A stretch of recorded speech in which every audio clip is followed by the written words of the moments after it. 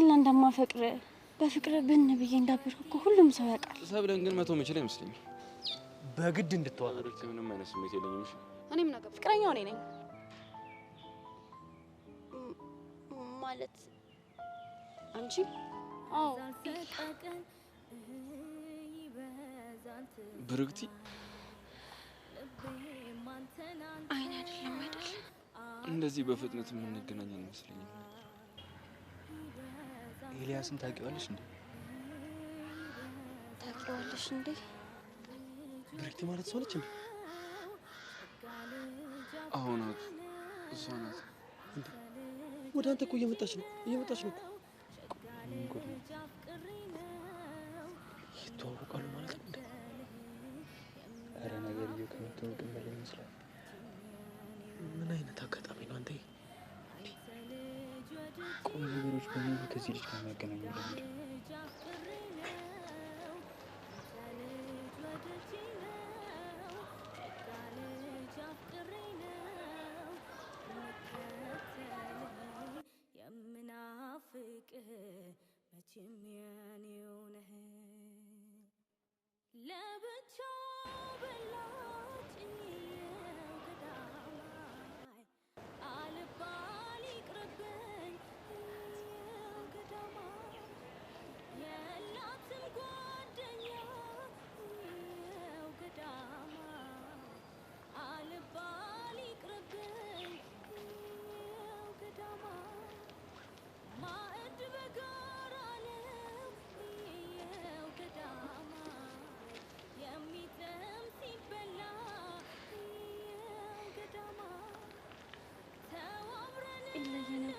ደህና ነህ? ነው ደህና ነኝ። ምን የተረበሽክ ትመስላለህ? ኧረ ምንም፣ እንደዚህ ሳይሽ ገርሞኝ ነው። ሰርፕራይዝ ላድርግ ብዬ እኮ ነው። ተሳክቶልሻል። አመሰግናለሁ። ደግሞ አምሮብህ ካልሸገር ተስማምታለች። አዎ ተመስገን ነው። ምን ማለት ነው? ቆይ እኔስ አላማረብኝም? አምሮብሻል። ጓደኛው አላማረብኝም? ኧረ በጣም ነው እንጂ አማረብሽ። አየህ ላይ አምሮብሻል አለኝ። ብታይ አንተን ለማግኘት ስመጣ እንዴት እንደተጨነቅኩ። ለምንድን ነው የተጨናነቅሽው? አንዱ ናፍቆት ነው፣ ሁለተኛ ደግሞ ቆንጆ ሆኜ መታየት ፈልጌ ነበር። አምሮብሻል ስላልከኝ ደስ ብሎኛል። መስከረም ላይ እንደምንገናኝ ነበር የማውቀው። እዚህ መምጣቴን ታውቅ ነበር እንዴ? አዎ። ቆይ ማን ነገረክ? ያው እህቴ ናት። ታዲያ እሷ ክረምት እንደመማር እንዴት አልሰማችሁ? እኔ እንጃ አላወቀችም። እንዴ ላይ ትምህርት ቤቱን ለመልመድ እኮ የክረምት ትምህርት ልጀምር ብዬ ነው። አንተንም ስላገኘው ደስ ብሎኛል። ለመሆኑ ምን ሴክሽን ነህ? 11 ኤ። ኦ በጣም ደስ ይላል። እኔም እኮ ቲቸር በቃሉ እዛ እንድገባ ነግሮኝ ነበር። አንድ ሁለት ተማሪ ተዋውቂያለሁ። እነማንን ተዋውቀሽ? እንደውም እንደዛውት አንደኛው ካሌብ ይባላል፣ አንደኛው ደግሞ ጆኒ ቲቶከሩን አወቃ። አብረን ቪዲዮ እንስራ ስለው እሺ ብሎኝ ነበር። ምን ነው ችግር አለ እንዴ? ኧረ ምንም። ሌላስ ማንን ተዋውቀሽ? አንደኛዋ ሰብለ ትባላለች። በጣም ደስ የምትል ልጅ ትመስላለች። ሰብለ? ምን ነው ደነገጥክ? ፍቅረኛ ናት እንዴ? ኧረ ፍቅረኛ እንኳን አይደለች፣ ጓደኛዬ ነች። ኤላ ግን ጓደኛህን እኮ አላስተዋወቀኝም። ቆይ ረስቼው። ናታን ይባላል፣ የልብ ጓደኛዬ ነው። ብርክት ይባላለሁ። የኤላ ናታን ስላወቅሽ ደስ ብሎኛል። በስም ነበር ማቅሽ፣ በአካል ስላወቅሽ ደስ ብሎኛል በጣም። እውነት ስለኔ ነግረሃል ወይ? ደስ ሲል። ኤላ ረሳኸኝም ማለት ነው? ያው ድሮ ስለነበርኩበት ትምህርት ቤት ስነግረው ነው የነገርኩት እኮ። ምን ነገርከው? ማለቴ ምን ነገረክ? ምንም ድሮ ጓደኛሞች እንደነበረን አንድ ትምህርት ቤት እንደማር እንደነበረን ስለ ጓደኝነታችን የነገር። በቃ እና ሌላ ምን አለ? እሺ በቃ ኤላ እንዴ ብቻ አላውራ። እንዴት ናችሁ እናንተ? እዚህ በሰላም ተቀምጣችኋል። እዛ ሶስተኛ ዓለም ጦርነት ተነስቶላችኋል። የምን ጦርነት? በማንና በማን መሀል ጦርነቱ የሚነሳው ብለሽ አትጠይቂም እንዴ? መቼም ኢራንና አሜሪካ አይሆንም። በኢራንና በአሜሪካ መካከል ቢሆን እኮ ጥሩ ነው።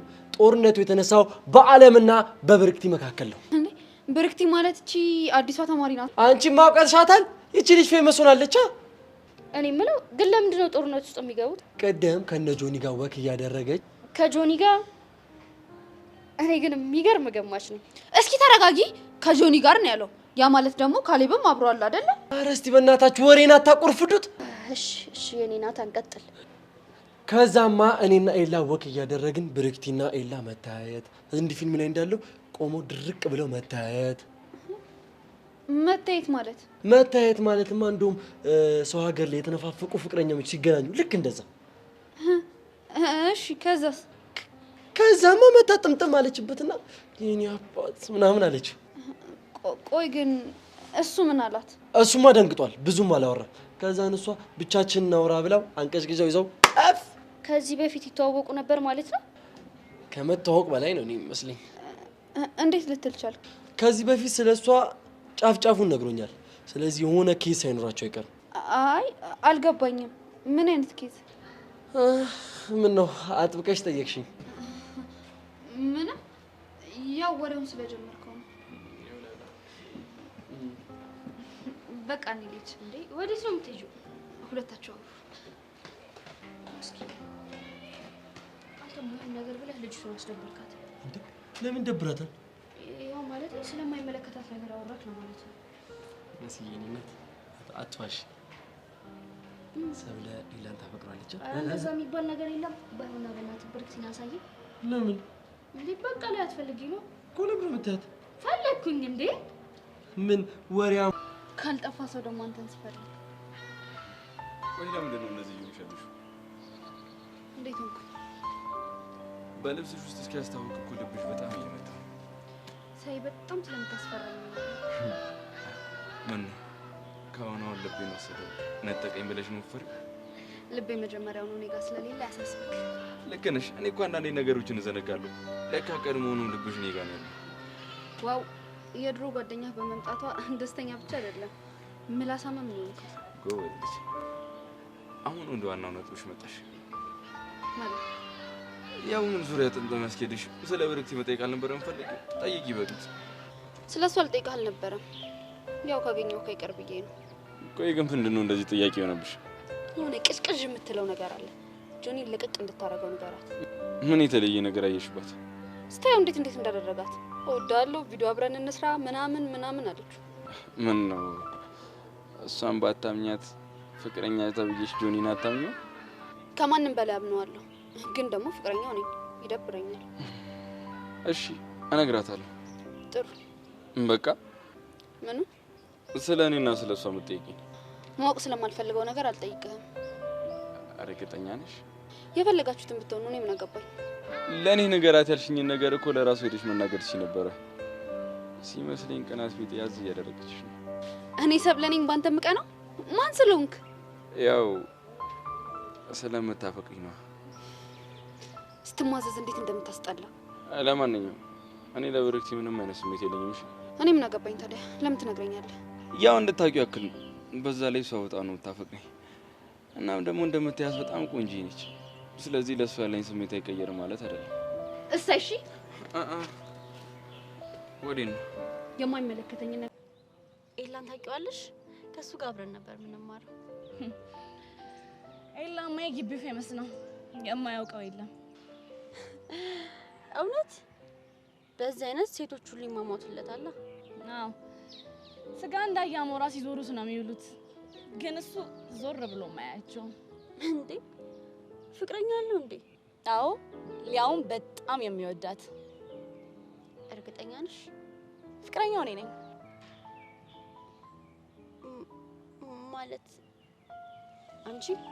አዎ ፍቅረኛው ስለሆንኩኝ ስንት ሰው እንደጠመደኝ ብታይ። እድለኛ ነሽ። አዎ እባክሽ ስንት ሰው ሊለያየን እንደሞከረ ግን ማናቸውም አልተሳካላቸው። ኤላ በኔ ቀልድ አያውቅም። የሚያስቀና ፍቅር ነው ያላችሁ ማለት ነው። አዎ ኧረ አሁን ራሱ ቀጥሮኝ ነበረ። መጀመሪያ አንቺን ዌልካም ልበልሽ ብዬ ነው የመጣሁት። አመሰግናለሁ። ስለተዋወቅሽ በጣም ደስ ብሎኛል። በቃ አሁን ኤላ እየጠበቀኝ ነው፣ ልሂድ። እሺ እንገናኛለን። ኤላ የኔ ነው ትላለች እንዴ? ኤላ የኔና የኔ ብቻ ነው። ከዚህ በኋላ አንቺም ጠላቴ ነሽ። እኔ የምለው ምን ነው ነው ብቻሽን ነው ወይስ ግቢው የሚያስጎብኝ ሰው የለም? አልጠፋም ግን ትንሽ ብቻ የመሆን ፈልጌ እና ረበሽሽ? ኧረ አልረበሻችሁኝም። እና እንዴት ነው ከኤላ ጋር በደንብ አወራችሁ? ስትተያዩ በጣም የተነፋፈቃችሁ ትመስሉ ነበር። በጣም እንጂ ትምህርቱ አልቆ እስከምገባ እንዴት እንደቸኮልኩ። አሁንማ በደንብ ነው የምትገናኙት አይደል? ያው አትገናኙ የሚለን ሰው ካልመጣ በስተቀር። እንዴ ቆይ የተናገረ እሱ አለ እንዴ?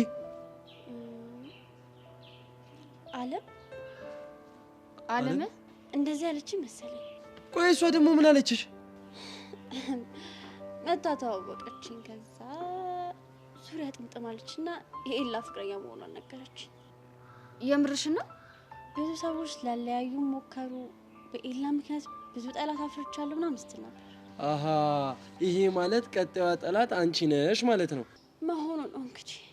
ይኸውልሽ የኔ ቆንጆ እንዳሰማያት እሺ። ማለት እሷ ነች የምታፈቅረው እንጂ እሱ ለሷ ምንም አይነት ስሜት የለውም። እና ለምን ዋሸችኝ? ምናልባት እንዳትቀማት ፈርታ ይሆን? ገና ከመምጣቴ ነገሮች የተወሳሰቡ ነው። አይዞሽ ነው ትለምጃለሽ።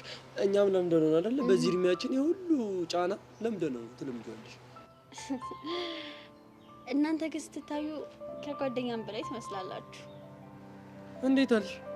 መግባባታችሁ በጣም ነው ደስ የሚለው። እኔ የምልሽ እንዴት ነው ጥንዶች ብንሆን ምናምን የሚያምርብን አይመስልሽም? መሲ እስኪ ዝም በል። አዲስ እይታ ነው የተሰማትን ትናገርበት። ሲያስጠላ። ጥንድ ብትሆኑ በጣም የሚያምርባችሁ ይመስለኛል። አፌ ቁርጥ ይበልሽ የኔ ቆንጆ። ናታን በልበል የቀለበቷን ነገር ጀምር። አንተ እዚህ ምን በቃ በዚህ ይሆናል። እየለመድኩ ነው። እንደ መልካቸውን ባህሪያቸው የተለያየ ተማሪዎች አሉ። የተለያየ አይነት ሚስጥርም ጭምር። እውነትሽን ነው። አንቺም ቶሎ ተላምደሽ ሚስጥረኛ ሆንሽ ማለት ቅድም እኔ ጋር የመጣሽው ምን ለማጣራት ነበር? ነገርኩሽ እኮ ስለ ትምህርት ቤቱ መጠንቀቅ ስላለብሽ ሰውስ? አዎ ምን ነው ታዲያ ስለ ኤላ ሳትጠይቂኝ ምን ነው? ምን ሰማሽ? እንግዲህ ግቢውን ለሚያወራው ስላንቺ ነው። ከምን ይወቅሽ? ሌላ ያልነገርኩሽ ነገር እዚህ ግቢ ሚስጥር ብዙም አይቆይም። ስለኔ ምን አሉ? ኤላን ፍለጋ ከሌላ ከተማ እንደመጣሽ አንቺ ግን ደበቅሽ። መቼም ሚስጥሬን ሁሉ በአንድ ጊዜ እንዳካፍልሽ ጠብቀሽ አይደለም አይደል? ያንቺ ሚስጥር ለኔ ምንም አይሰራልኝም። ሁኔታሽ ግን አይመስልም። ከኤላ ጋር የተያያዘ ነገር አለሽ? ምንም የለኝም። ያ የምታደንቂው ታዋቂው ቲክቶከር ፍቅረኛዬ ነው።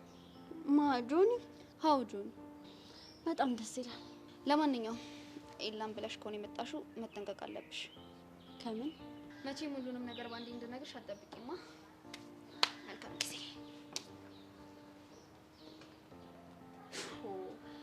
የዚህ ትምህርት ቤት ተማሪዎች ግራ ነው የሚያጋቡት። አሁን ደግሞ የትኛው ትሆን ፍቅረኛ የምታስተዋውቀኝ?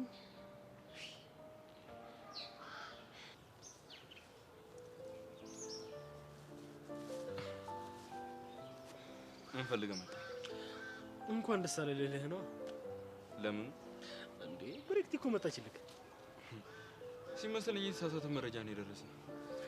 አንተም ብላ ከሌላ ከተማ ትምህርት ቤት ቀይራ እንደመጣች እኮ አውቃለሁ። ታዲያ ደስታው እኮ ለሷ ነው። ስታያት እኮ ድንጋጤና ደስታክ ስትናፍቅ የነበረውን ሰው በቃ እንዳይክ ያስታውቃል። በእርግጥ አንተ ምንም ብታስብ ለኔ ለውጥ ያመጣው። ለኔ ግን ለውጥ አለው። ምን አይነት ለውጥ? ትኩረትን ብሬክቲ ላይ ማድረግ ትችላለህ። አይንህን ደግሞ ከሰብለ ላይ አንሳ። ከፈለክ ደግሞ ዓለምን እንደ ቲፕ የሚያስ ትችላለህ። እኔ እንጃ። ሰብለን ግን መቶ መችል አይመስለኝም። በግድ እንድትዋት አድርጋለሁ። እስካሁን ሞክረህ ሳይሳካል አሁን የሚሳካልኝ ይመስላል? እኔ ስሞት ብቻ ነው ሰብለ ያንተ የምትሆነው። እንግዲህ ካልሞትኩ ካልክ ምን ማድረግ እችላለሁ? ትምህርት ቤት እንዴት ገባሽ? ኤላ አልቻልኩም። አመቱ ራሱ እንዴት አላልቅ እንዳለኝ። እሺ እዚህ ማን ጋር ያረፍሽ? አክስቴ ጋር ነው ያረፍኩት። ብርክቲ የማይሆን ውሳኔ ነው ግን የወሰንሽው። እንዳሁኑ ትክክለኛ ውሳኔ ወስኜ አላውቅም። ያላንተ ያሳለፍኩትን እኔ ብቻ ነኝ የማውቀው።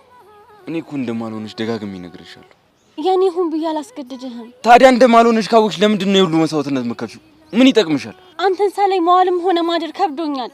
ለምን ተስፋ ቆርጠሽ አትይኝ? እንደምታስበው ቀላል ቢሆን ቤተሰቦቼን ትቼ እዚህ ድረስ አልመጣም ነበር። ይኸውልሽ በጊዜ መወሰን ካልቻልሽ አሁንም ቢሆን ትጎጃለሽ። ቆይ ግን ፍቅረኛ ያስክ እንዴ? ማወቁ ይጠቅምሻል? በእርግጥ ኖረህም አልኖረህም ስሜቴን አይቀይረው። ይኸውልሽ በደንብ አስበሽበት ወደ መጣሽበት ተመለሽና ትምህርትሽን ብትቀጥ ይሻልሻል። ኤላ እንዲሁም ብዬ አላስጨነቅህም። አጠገብ ብቻ ሆኜ በቅርበት እንዳይፍቀድልኝ። ይኸውልሽ ብርክቲ ትጎጃለሽ። አልጎዳም አልኩ እኮ። ቆይ ሲጀመር ቤተሰቦችሽ እንዴት ሊፈቅዱልሽ ቻሉ? አስፈራርቻቸው። ምን ብለሽ? አዲስ አበባ ሄጄ አክስቴ ጋር ትምህርቴን ካልተማርኩ ራሴን አጠፋለሁ ስላቸው ደንግጠው ላኩኝ። እሺ ምክንያትሽን አልጠይቁሽም? ኤላ እንደማፈቅር በፍቅር ብን ብዬ እንዳበርኩ እኮ ሁሉም ሰው ያውቃል። ኖ ብርክቲ ትክክል አላደረግሽም። ደግሞ እንደሱ ብለህ እንድጠራኝ አልፈልግም። እና ስንቴ ነው ምነግርህ? ሀቢብቲ ስትለኝ ነው ደስ የሚለኝ አልኩ አይደል? እሺ በለኛ። ምን ሀቢብቲ በለኝ። ሀቢብቲ ወይ ኤላዬ ልቤ።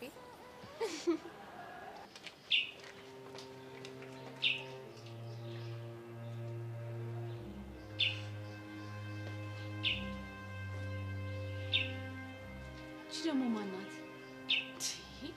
ቆይ የግቢ ሴቶች ሁሉ ከኤላ አናት ግን ለምንድን ነው አልወርድም ያሉት? ሌላ የምታያቸው ወንድ የለም እንዴ?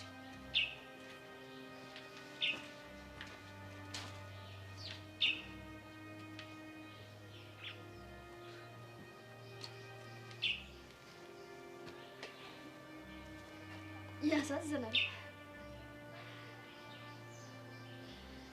ምኑ ነው የሚያሳዝነው? ፍቅረኛው አንቺ ሆነሽ ሳለ ግን እንደው ሽማ ተደብቀሽ ተይሳይሽ አሳዘንሽኝ በጣም ምንም የሚያሳዝን ነገር የለው። ማን እንደሆነች እኮ ስላላወቅሻት ነው። ናታ አንተን አስተዋውቀዋል አይደል እንዴ? እኔማ ና ወንድሜ ላስተዋውቀ ብሎ ነው ያስተዋውቀ እንዴ? አለ ብቻ ላንቺ አላስተዋወቀሽም? መታወቂያ አስፈላጊ አይደለም። ማን እንደሆነች ብታውቂያት አንቺ ራስሽ ሄደሽ ነበር እኔ የላ ፍቅረኛ ነኝ ብለሽ የምትተዋወቂ። ደግሞ እኮ እንዴት እንደምታሳዝን ለሱ ብላ እኮ ነው ሀገር አቋርጣ እዚህ ድረስ ለመማር የመጣችው። ሄች በእውነት ያን ያህል ተፈቅረዋለሽ ማለት ነው እንዴ? ማፍቀር ብቻ ቅድም ማለት ነው የኔ አባቴ ላይ እንዴት እንደናፈቀኝ እንኳን አገኘው ብላ እንዴት ጥምጥም እንዳለችበት ብታያት። እናት ደግሞ እኮ ልጅቱ እንዴት እንደምታምራ በጣም ነው እንጂ የምታምረው። እንደፈለገች መሆን ትችላለች፣ አያገባኝም። እሺ ኤላን አምነዋለሁ። እኛም እኮ እናምኗለን። ግን አንተ ልጅቱ ደግሞ ስትስቅ የሆነ ደስ አላት አይደል? በጣም እንጂ በጣም ነው ደስ የምትለው። ደግሞ ከሁሉም ሰው ጋር ተግባብታለች። ከግቢ ተማሪ ቀረሻት እኮ አንቺ ብቻ ነሽ። ምናልባት ኤላ ፍቅረኛ መሆኗን ስላወቀች ይሆናል። ኤላ ግን ታድሉ እቺን የመሰለች ልጅ በምኑ እሷን የመሰለች ልጅ ታፈቅረዋለች ልትል ፈልገህ ነው? አንቺ እንዴት አወቅሽ? እኔ እኮ የልብህን አውቃለሁ። የኔ ኤክስሪ አይሻልህም? እኔ ራጭ ሰላም ሰላም፣ ውዴ ቻናል የቤተሰቦች እንዴት ናችሁልኝ? እንኳን ወደ እኔ ቻናል በሰላም መጣችሁ። በአፍላ ፍቅር በዛሬው ክፍል እንግዲህ ኤላና ብርክቲ በፍቅር ተገናኝተዋል። እንግዲህ በባለፈው ክፍል ላይ ካያችሁ ያለቀው ብርክቲ ድንገት ኤላን ስታየው ነበረ። እዛ ትምህርት ቤት እንደሚማር ታውቃለች በእርግጥ ነገር ግን ነገሩን ለማንም ሳትናገር ነበረ እንግዲህ የክረምት ትምህርት ልማር ብላ የሄደችው። እናም እንግዲህ አሁን ላይ ጦርነቱ የጀመረ ይመስለኛል። ሴቶቹ አሁን ላይ 3 ሴቶች ኤላ ላይ ሰብለ ራሷ ማለት ነው እሷ እንደውም ጆኒን ትቀማኛለች ብላ ነበር ስትፈራ የነበረው። ምክንያቱም ጆኒ ታዋቂ ስለሆነ ልጅቷ ደግሞ ትንሽ ቀበጥ ያለ ባህሪ ስላላት አብረን ቪዲዮ እንስራ በሚል ቀረቤታ እንዳይኖራቸው ብላ በጣም ፈርታ ነበረ። ኤላን በፍጹም አላሰበችውም። ሰብለ እንግዲህ ምን እያሰበች እንደሆነ አናውቅም። ብዙዎቻችሁ እንደውም ኤላ ከአዲሷ ልጅ ጋር ከብርክቲ ጋር ቢሆን ትላላችሁና ያው ፍቅር ነው እንግዲህ ሰብለን ይወዳታል። ይችኛዋ ስለመጣችና ቆንጆ ስለሆነች ፍቅሩ ይቀየራል ማለት አይደለም። ስለዚህ ሰብለ ሊተዋት አይችልም ብዬ ነው የማስበው። ነገር ግን አሁንም ሰብለ መግደርደሯን ቀጥላለች። በኤላ የሆነ እርግጠኛ የሆነችበት ነገር ያለ እስኪመስል ድረስ ማለት ነው። ከኔ ውጭ ሌላ ሴት ሊያፈቅር አይችልም ብላ ታስባለች መሰለኝ። አሁንም ቅናት ያን ያክል አላየውባትም። ነገር ግን አለም አለች። ልጅቷ እንግዲህ የመጣችበት ዋና ዓላማ ኤላን ወደ ራሷ ለመውሰድ ነው። ወይም ደግሞ ያኔ እሷን በጣም ትወደዋለች፣ ታፈቅረዋለች። እሱ ግን በፍጹም መጀመሪያም ነግሯታል ማለት ነው። እንግዲህ እኔ ያልሆንሽም ያኔ ፍቅር የሚባለው ስሜት እኔ ጋር የለም ከጓደኝነት በዘለ ልክ እንደ ናታን ማለት ነው። እንግዲህ እሷ ደግሞ ድብን ያለ ፍቅር ይዟታል። እንግዲህ ትምህርትን መማር አልቻለችም፣ መኖርም አልቻለችም። ቤተሰቦቿን አስቸግራ እሱ ያለበት ትምህርት ቤት ድረስ ከመጣች ነገር አለ ማለት ነው። ስለዚህ ብርክቲ አሁን ላይ ኃይለኛ ጦርነት ከሴቶቹ ራሱ ይጠብቃታል። አንደኛዋ ሰብለ ኤላ ራሱ ሰብለን ተዋታን ብዬ በፍጹም እኔ አላስብም። አንደኛ ከጆኒ ጋራ የተያያዘው ልሃለ፣ ሲቀጥል ደግሞ ይወዳታል። ቀድሞ ያገኛት እሷን ነው።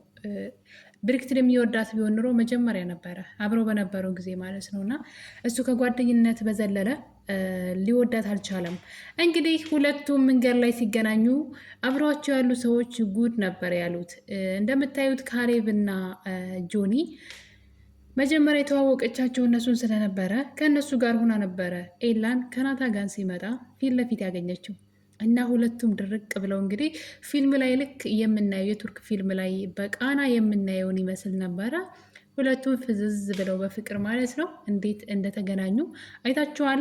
በእርግጥ በባለፈው ክፍል ላይ ሲያልቅ ማለት ነው ምናልባት ኤላ ደንግጦ ትቷት የሚሄድ ነበር የመሰለን። ነገር ግን እሱ አሁንም ድረስ ባያፈቅራትም ይወዳታል። ይሄ የጓደኝነት መውደድ ማለት ነው። ታዲያ እንግዲህ ሁለቱም በፍቅር ክንፍ ብለው ፍቅራቸውን ሲገላለጡ እንበለው ብቻ ናፍቆታቸውም ተቃቅፈው ሲወጣጡ አይተናል። ይህን ነገር የተመለከተው ጆኒ ይህ አጋጣሚ ለእኔ መልካም አጋጣሚ ነው ብሎ እንግዲህ ኳልኩሌት እየሰራ ይገኛል። ምክንያቱም አሁን ላይ አይኑን ከብርክቲ ላይ ስለሚጥልና በዛ ላይ አገር አቋርጣ ቤተሰቦቿን ትታ ትምህርት ቤቷን ትታ እሱ ጋር የመጣችው ብታፈቅረውና በፍጹም እሱን ለሌላ ሰው አሳልፋ ባሰጥ ነው ብሎ ስለሚያስብ ጆኒ ማለት ነው አሁን ላይ ይችን አጋጣሚ መጠቀም ይፈልጋል። ኤላ አይኑን ብርክቲ ላይ እንዲጥልና ሰብለን እንዲተውለት ይፈልጋል። እና እንግዲህ ለሱ ትልቅ አጋጣሚ ነበረ። በዚህ ማለት ደግሞ ካሌብ ልጅቷን ምንድነው ለማግባባት ለራሱ ለማድረግ ማለት ነው በእግር በእጇ ነው ምናምን ብቻ እያለ ነበረ። ያ ነገር እንግዲህ አልተሳካለትም። በደቂቃዎች ልዩነት ነበረ ኤላ የወሰደበት ይችን ብርክቲን ይችን ቆንጆ ይችን ልዕልት የመሰለች ልጅ ማለት ነው። እናም እንግዲህ ነገሩ ለካሌብ ከባድ ነው። ምክንያቱም የመጀመሪያ አዲስ ገቢ ተማሪ ናት፣ ማንም ሰው አያውቃትም ብሎ ተፍ ተፍ እያለ ነበረ። ነገር ግን በሰከንዶች ልዩነት ነው እንግዲህ ኤላ የወሰደበት ማለት ነው። ለምንድን ነው በእኛ አካባቢ ያለ ነገር ሁሉ ከኤላ ጋር የሚገናኘው ሲል ነበር እንደውም ካሌብ እና ነገር ግን ይህ አጋጣሚ ደግሞ ለጆኒ መልካም ነው። ለካሌብ ጥሩ ባይሆንም ለጆኒ ግን በጣም መልካም አጋጣሚ ሆኖለታል። ይህን ነገር በደንብ እያሰበበት ይገኛል። አስቦም ዝም አላለም። እንግዲህ ኤላ ወዳለበት ቦታ በመሄድ ስለዚህ ጉዳይ እያወራው ነበረ። አይነን ብርክቲ ላይ ጣልና ማለት ብርክቲን ያዝ፣ ሰብለን ላይ እጅ አይነን አንሳ፣ ሰብለን ተውልኝ አይነት ነገር እየተናገረ ነበረ። ከፈለክ እንደውም ዓለምንም ጨምራት አይነት የሚያስጠላ ንግግር ነበረ። እንግዲህ እንደዚህ በጣም ከባድ ነው፣ እንደዚህ አይባልም። ግን ጆኒ እንደዛ ሲል ነበረ እና እንግዲህ በዚህ መሀል ነበር ኤላ እኔ ግን መቼም ቢሆን ሰብለን ምተው አይመስለኝም አለ። እሷን መተው የምችል አይመስለኝም ብሎታል። እናም እንግዲህ አጅሬው እኔ ከሞትኩ ብቻ ነው አንተ ሰብለን መውሰድ የምችለው ሲለው እንግዲህ ልሙት ካልክ እኔ ምን አደርጋለሁ ያው እገድልሃለሁ አይነት ነገር ሲናገር እያየን ነው ኤላ ማለት ነው። እና እንግዲህ ነገር በዚህ እያለ አንድ ነገር ይፈጠራል። ብርክቲ ኤላ ለብቻው ወስዳ እያወራችው እያለ አለም ድንገት ተደብቃ ታያቸዋለች። እንግዲህ ብርክቲ ለኤላ አፈቅርሃለሁ በአንተ ምክንያት ምንድን ነው መኖር አልቻልኩኝም፣ በጣም ስለማፈቅርህ ቤተሰቦችም ይሄን ነገር ያውቃሉ እና ስለዚህ እኔ ስለማፈቅርህ ከጎን ልሁን፣ አንተ አታፍቅረኝ፣ ፍቅረኛ አለ ወይ ብላ ራሱ ጠይቀው ነበረ። ፍቅረኛ ኖረኝ አልኖረኝ ለአንቺ አይጠቅምሽም ሲላት ፍቅረኛ ኖረህም አልኖረህም ስሜቴ አይቀየርም ብላለች። እወድሃለሁ ነገር ግን እንድትወደኝ አይደለም፣ በቃ እዚህ ትምህርት ቤት ከአንተ አጠገብ ልሁን ብላለች። ታዲያ እንግዲህ ነገር ቀላል አይደለም። አለም አሁንም ኤላን ታፈቅረዋለች። ኤላ ምንም አይነት ቦታ ባይሰጣትም እና እንግዲህ ነገር እያወሩ እሱም ደግሞ ተመልሳ እንድትሄድና እዛ ያለውን ህይወቷ እንድትኖር እሱን እንድትተወው እሱ ለእሱ ምንም እንደማይጠቅማትና እንደምትጎዳ መስዋዕትነት መክፈሉን አቁሚ፣ እኔ ላንቺ አልሆንሽም፣ ምንም የተቀየረ ነገር የለም እኔ ህይወት ላይ ብሏት ነበረ። ብርክቲ ግን ይሄ ነገር ለእኔ ተመችቶኛል፣ ይህን ከፈቀድክልኝ በቂ ነው በማለት እንግዲህ ከእሱ ጋር ስትሆን በጣም ነው የሚያምሩት። እውነት ለመናገር ከሆነ እኔ ኤላን ከሰብለ ውጭ ማየት አልፈልግም። ብዙ ዋጋ ከፍሏን ሰብለን ሲጀመር እሷን የእሱ ለማድረግ በጣም ብዙ ዋጋ ከፍሏል እና እስኪ ከመጀመሪያው ጀምሮ ከትውውቃቸው ጀምሮ ካያችሁ የሰብለና የኤላን ትውውቃቸውን ማለት ነው አሁን እስካሉበት ድረስ ኤላ እንደዚሁ አይደለም እሷን ወደ እሱ የሳባት በጣም ብዙ ዋጋ ከፍሏል እና ስለዚህ በቀላሉ ሰብለን ይተዋት ብዬ አልልም። ነገር ግን ብርክቲ የማፍቀር መብት አላት፣ አታፍቅረው አልልም። ግን ሰብለ መሆን ያለባት ለኤላ ነው፣ ወይም ደግሞ ኤላ ደግሞ የሰብለ ነው መሆን ያለባት ብዬ አስባለሁኝ። ታዲያ እንግዲህ እነዚህ ነገሮች ብርክቲ ደግሞ ፍቀድልኝ እዚህ ብቻ ልሁን አፍቅረኛ አይደለም ብላለች። ነገር ግን ሀሳቧ እንደዛ አይደለም። ብርክቲ ሀሳቧ በእሱ አካባቢ ያሉ ሴቶችን ወደዛ አድርጋ እሱን የግሏ ማድረግ ነው የምትፈልገው። ከሱ አጠገብ ወይም ደግሞ ለእሱ እንደዛ ትበለው እንጂ አፍቅረኛ አይደለም ግን እኔ ስለማፈቅርህ ከአንተ አጠገብ ልሁን ብትለውም ነገር ግን ሀሳቧ ሌላ ነው። ታዲያ እንግዲህ በዚህ መሀል ነበረ አለም ተደብቃ እያየቻቸው ያለ ናታንና መሲ እንግዲህ አለም ያለችበት ቦታ ይሄዳሉ። ይህን አጋጣሚ ለነሱ በጣም ትልቅ ነው። ምክንያቱም እሷን ለማናደድና ለማብሸቅ ማለት ነው። ያው ልጅቷ እንደምታውቁት አመሏ በጣም አስቸጋሪ ነው። አሁን ላይ ጭራሽ ከማንም ሰው ጋራ ሰላም አይደለችም። በተለይ በኤላ ምክንያት ማለት ነው። አንድ ምትወዳት ሰብለ ነበረች። ከእሷ ጋርም በኤላ ምክንያት ተቆራርጣለች። ኤላ ለእሷ ቼክ እንኳ አያደርጋትም፣ እንኳን አይደለም ሊያፈቅራት። እሱ ጀስት መጠቀሚያ ነው የሚያደርጋት። ጓደኛዋን ጆኒን ለመጉዳት ሊጠቀምባት ይፈልጋል። ለዛ ነው ከአጠገቡ የማያረቃት እንጂ ታውቃላችሁ፣ ምንም አይነት ቦታ እንኳ ክብር የለውም ለእሷ እና እሷ ይህን ነገር እያወቀች እንግዲህ የሆነ ቀን ይወደኛን በመላመድ በማለት ከስሩ አልጠፋም ብላለች እና እነሱን ተደብቀ ያየች። ለምንድን ነው የግቢው ሴቶች ከሱ ላይ የሚያንዣብቡት? ሌላ ወንድ የለም እንዴ በማለት ትናደድና ተደብቃ ስታይ ናታንና መሲ መጥተው እንግዲህ ስለ ልጅቷ ማንነት ለአለም ሲነግሯት ነበረ። ልጅቷ እሱን ብላ አገር አቋርጣ እንደመጣችና የሚወዳት ፍቅረኛው እንደሆነች ለአለም እየነገሯት ነበረ። አለም ተስፋ ቆርጣለች። ነገር ግን ደግሞ ከሁሉም ሰው ጋራ እንግዲህ በሱ ጉዳይ መታገል ትፈልጋለች ማለት ነው። እንደማይፈልጋት እያወቀች ፊት እንኳ አሁን ጭራሽ ፊት እንኳ አይሰጣትም እና ለምን እንደምትጃጃል አላውቅም። ነገር ግን አለምም አሁን ደግሞ ሁለት ጥላት አፍርታለች። አንዷ ሰብለ ናት፣ ሌላኛዋ ደግሞ ብርክቲ ናት። እና እንግዲህ ይህን ነገር እንዴት አድርጋ ለብርክቲ ማሳወቅ እንዳለባት አሰበች አለም። ታዲያ ብርክቲ ወዳለችበት ቦታ በመሄድ ለብርክቲ ስለ ግቢው እየጠየቀቻት ከቆየች በኋላ ስለ ኤላ ፍቅረኛዋ እንደሆነች ነግራታለች። እንግዲህ ብርክቲ እያሾፈችባት ነበር፣ አንቺ እሱ ፍቅረኛ እያለች እና እንግዲህ በመጨረሻም አንቺም አንዷ ጠላቴ ነሽ፣ ከኤላ አጠገብ አላስደረስሽም እያለች ትገኛለች። ብርክቲ ያው ኤላን ለማግኘት መታገሏ የማይቀር ነው። ኤላ ደግሞ ሰብለን መከተሉ የማይቀር ነው። ኤላ ሰብለን ይከተላል፣ ብርክቲ ደግሞ ኤላን ትከተላለች።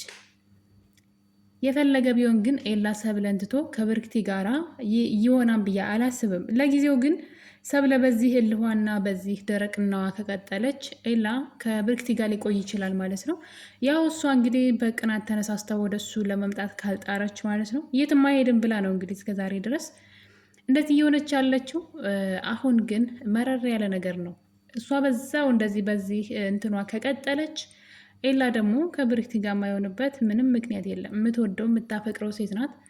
በዛ ላይ ደግሞ ከሱ መለየት የማትፈልግ ናት፣ ልክ እንደ መሲና እንደ ናታን ማለት ነው።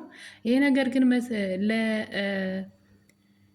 ሰብለ በጣም ከባድ ነው። እንግዲህ ይህን ነገር ናታን ነግሯቸው ነበረ። አንደኛው የዓለም ጦርነት ተከፍቷል፣ እዛ እናንተ እዚህ ዘና ትላላችሁ ብሎ እንግዲህ ለመሲና ለሰብሊ ይህን ነገር ሲነግራቸው በአለምና በብርክታይት መካከል ጦርነት ተከፍቷል።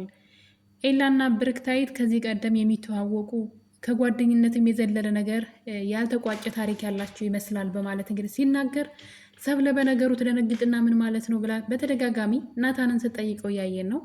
ናታን ምነው አብዝተሽ ጠየቅሽ ስለ ነገሩ ሲላት በድንጋጤ ከነሱ አጠገብ ሂዳለች። እንግዲህ እና አሁን የጀመረችው ነገር ምንድን ነው? ብርክቲን ለማናደድ እየሞከረች ነው ማለት ነው። ብርክቲ ያለችበት ቦታ ሂዳ ስለ ኤላ እንድትጠነቀቅ እንግዲህ የሆነ ነገር መናገር የፈለገች ትመስላለች። ያላት አማራጭ ነው። ልጅቷ ከልጅነት ጀምሮ ኤላን ታውቀዋለች። እሷ ምንም ብትላት ከኤላ ትርቃለች ብዬ አላስብም። በዛ ላይ በጣም ብልጥ ልጅ ናት። እንደ አለም ሞኝ አይደለችም። በጣም ነው ሰዎችን የምትታዘበው የምታየውና እንግዲህ ሰብለ ሄዳ ስለ ኤላ ለምን አልጠየቅሽኝም? ስንት ነገር ስለ ትምህርት ቤቱ ስትጠይቂ ብላት ነበር።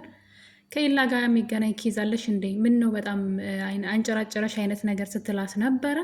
ሰብለ ከአሁኑ ነገር እየጀመረች ነው እሷን ከሱ ለማራቅ ኤላን እንግዲህ ልክ ለቤዛ እንደተናገረችው ማለት ነው። ስለ ኤላ የማይሆኑ ነገሮችን መናገር የፈለገች ይመስለኛል።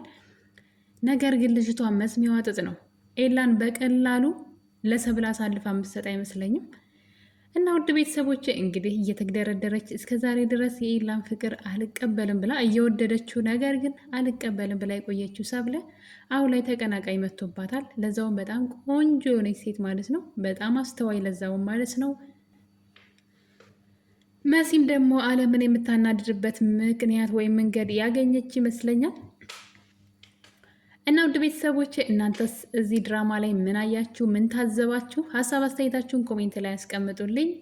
ኤላ ሰብለ ለመሆኑ አይቀርም፣ የጊዜ ጉዳይ ነው እንጂ ለጊዜው ግን ብርክቲ በፍጹም እጅ የምትሰጥ አይመስለኝም። በቀጣይ በሌላ ቪዲዮ እስከምንገናኝ የዛሬው እንግዲህ የአፍላ ፍቅር ትረካችን ይህን ይመስል ነበረ። ለቤት አዲስ ከሆናችሁ ሰብስክራይብ አድርጉ። እወዳችኋለሁ። ባይ ባይ።